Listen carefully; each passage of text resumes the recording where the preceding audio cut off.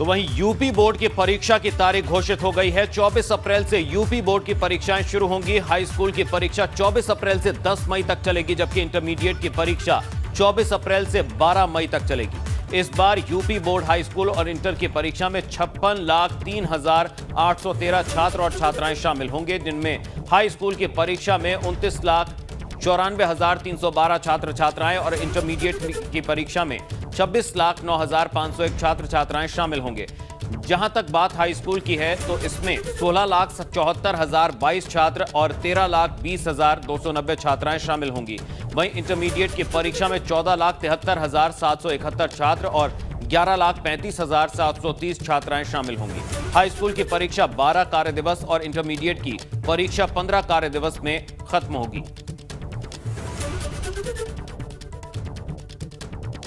UP board की परीक्षाओं का कार्यक्रम घोषित कर दिया गया है। विश्व की सबसे बड़ी बोर्ड परीक्षाएं हैं, 24 अप्रैल से शुरू होंगी। हमारे साथ में इस समय deputy CM doctor Dinesh Sharma ji मौजूद हैं।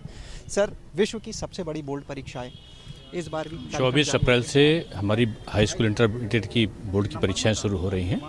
10 मई को जो है वो हमारा हाई स्कूल का और 12 मई को इंटरमीडिएट की परीक्षा समाप्त होगी। 56 लाख से अधिक विद्यार्थी हमारे बैठ रहे हैं।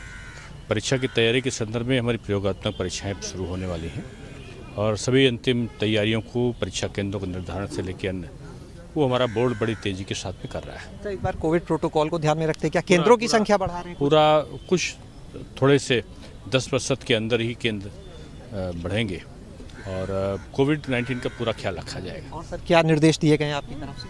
पारदर्शी हो, नकलविहीन परीक्षा हो, हमारी प्राथमिकता है। समय से रिजल्ट आए और विद्यार्थियों का सत्र नियमितीकरण है। सर, कोविड काल था, स्कूल बंद थे, फिर भी पिछले साल के बराबर लगभग स्टूडेंट इस बार भी मिले, 56 लाख से ज़्यादा।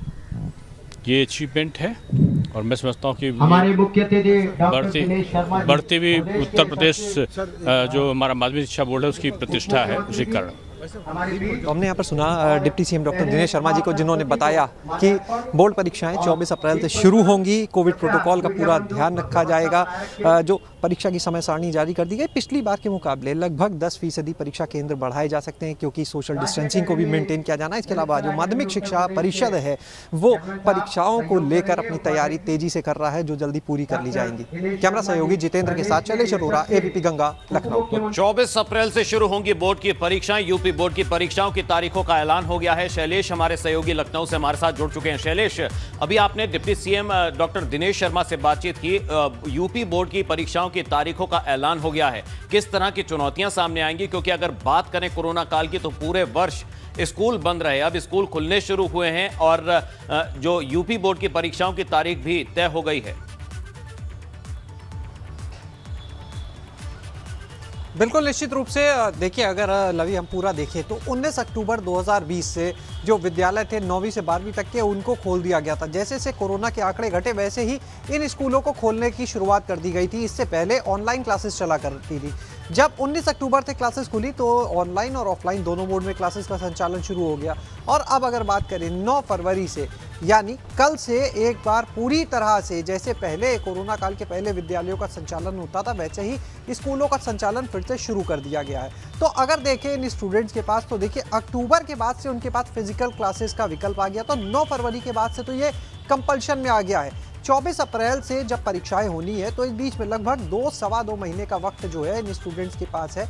और इस बीच में अब जो तैयारी है वो ये कि जो कॉलेज है ऑनलाइन जो पढ़ाया उसकी समीक्षा भी की जाएगी।